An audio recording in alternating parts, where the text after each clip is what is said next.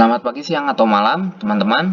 Saya Tiar. Nanti Heskel dan Anderson juga membantu saya dalam mempresentasikan evaluasi antarmuka e-money atau GoPay.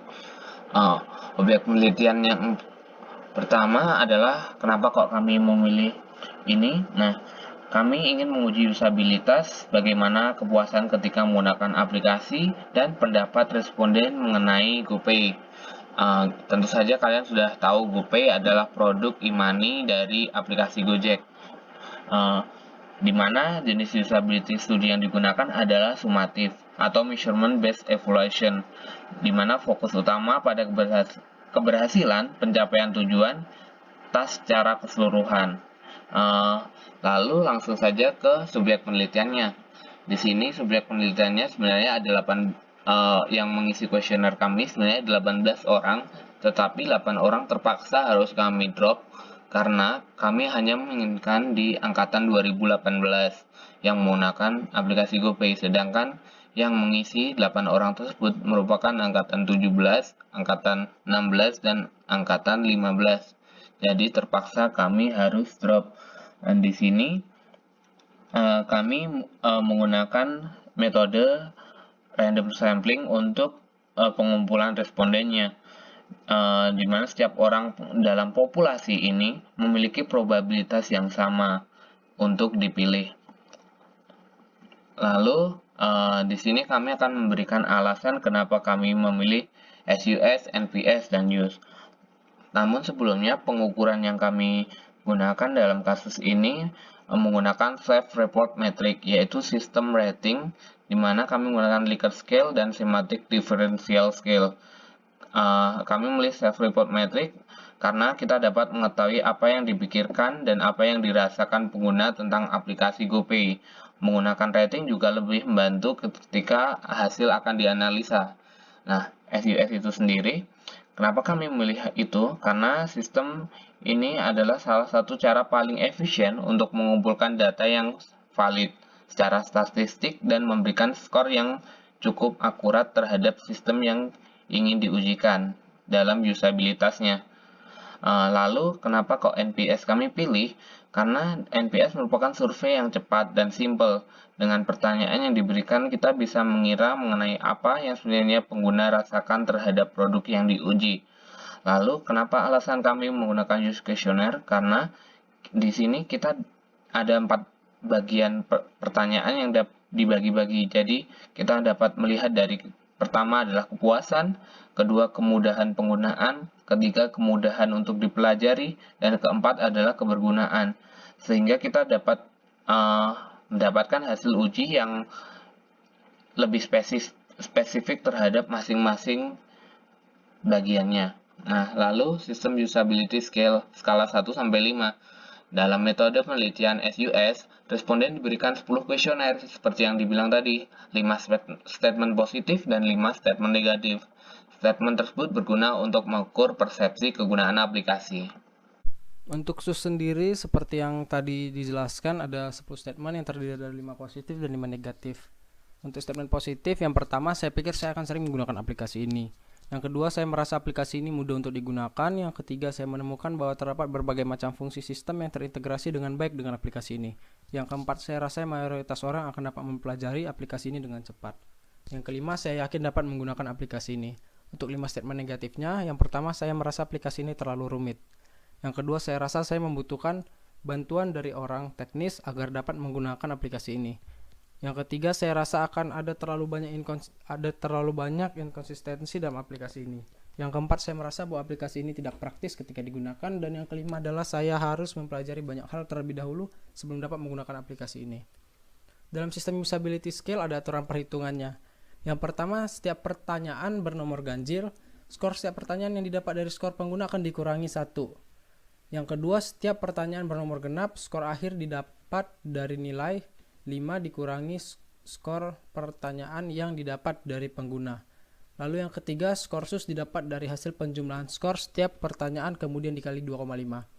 Nah, jadi contohnya untuk pertanyaan pertama dari skala 1 sampai 5 si responden memilih 4. Berarti nilai yang akan kita masukkan nanti menjadi 4 kurang 1 yaitu 3. Sedangkan untuk contoh yang genap, misalnya di nomor 2 responden memilih dari skala 1 sampai 5 memilih 4. Berarti akan kita dapatkan skor akhirnya 5 dikurangi 4 yaitu 1. Lalu skor-skor yang sudah kita konversikan tersebut akan kita jumlahkan kemudian kita kalikan dengan 2,5. Nah, di sini ada tabel hasil perhitungan data SUS yang sudah kami kumpulkan dari para responden.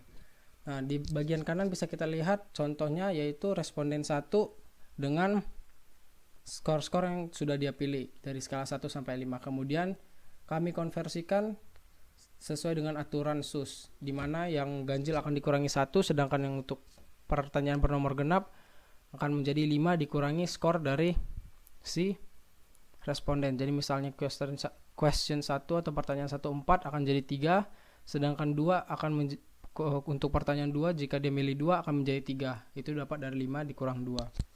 Nah, setelah semuanya kita konversikan, kita jumlahkan dan kita kalikan 2,5. Lalu bisa kita lihat di tabel dari responden 1 sampai 10 kita lihat jumlahnya adalah 77,5, 80, 55 dan seterusnya. Itu semua akan kita jumlahkan. Lalu setelah dijumlahkan kita bagikan dengan 10 untuk mendapatkan rata-rata. Dan kita dapatkan hasil 68,5 untuk hasil skor SUS-nya. Maka dapat kita simpulkan dari hasil tersebut, jika kita lihat dengan tabel di sebelah kanan, dia mendapatkan skor 68,5, berarti masuk ke dalam grade B dengan predikat baik. Kami juga menggunakan metode Net Promoter Score, di mana kami memberikan pertanyaan pada responden apakah aplikasi akan direkomendasikan kepada orang lain. Pertanyaan tersebut akan dijawab dari skala 0 sampai 10. Lalu kami bagikan berdasarkan 3 kategori. Yang pertama detractors, pasif, lalu ada juga promotor. 0,6 0 sampai 6 akan masuk ke dalam detractors, 7 sampai 8 pasif, 9 sampai 10 promotor. Lalu hasilnya 2 untuk detractors, 7 untuk pasif dan 1 untuk promotor. Dari data-data tersebut, NPS score-nya kita dapat dengan mengurangi dari promoters dikurangi dengan detractors, sehingga mendapatkan hasil 1 kurang 2 sama dengan negatif 1. Dari skor tersebut kita menjadi tahu bahwa aplikasi GoPay ini tidak direkomendasikan oleh responden yang mengisi kuesioner kami. Lalu metode ketiga adalah use questionnaire yang memiliki skala antara 1 sampai 7. Kuesioner ini kami gunakan untuk mengukur usefulness, satisfaction, ease of use, dan juga ease of learning. Jadi dalam metode pengukuran ini kami menggunakan 17 pertanyaan dengan pembagian sebagai berikut, yaitu 5 pertanyaan untuk usefulness, 5 pertanyaan untuk ease of use, 4 pertanyaan untuk ease of learning, dan 3 pertanyaan. Pada use questionnaire ini, data responden dalam bentuk skala 1 sampai 7 akan dikonversikan menjadi nilai min 3 sampai 3. Sehingga data akan mendapatkan tabel data seperti berikut. Selanjutnya, data tersebut kemudian dirata-ratakan pada tiap kategorinya untuk setiap responden, sehingga mendapatkan hasil tabel baru seperti berikut. Dan setelah itu, masing-masing kategori diambil rata-ratanya dari semua responden, sehingga mendapatkan tabel di atas. Dan pada tabel di atas tersebut akan diubah nilainya dalam bentuk persentase dengan dibagi 3 dan dikalikan dengan 100, sehingga menghasilkan tabel pada di bawah. Setelah itu, tabel persentase sebelumnya akan divisualisasikan dan ditampilkan dalam format area chart, di mana pada aplikasi ini semakin ke atas aplikasi tersebut semakin berguna, semakin ke kanan aplikasi tersebut semakin mudah digunakan, semakin ke bawah aplikasi tersebut semakin mudah untuk dipelajari, dan semakin ke kiri semakin puas untuk digunakan. Dan yang terakhir adalah kesimpulannya. Dengan hasil analisa yang telah dilakukan baik SUS, NPS maupun use questionnaire terhadap hasil kuesioner mahasiswa menggunakan GoPay, menunjukkan bahwa aplikasi GoPay mendapatkan hasil yang baik, yang dapat dibuktikan dari hasil sistem usability scale. Rata-rata mahasiswa juga cenderung mudah belajar dalam menggunakan GoPay. Nilai yang kurang baik hanya ada pada NPS promoter yang membuktikan bahwa mahasiswa ternyata kurang begitu merekomendasikan aplikasi GoPay yang mereka pakai kepada orang lain. Walaupun usefulness aplikasi tersebut cukup rendah, dapat kita lihat bahwa aplikasi ini cukup mudah untuk digunakan, terutama untuk dipelajari. Sekian dari kelompok kami. Terima kasih.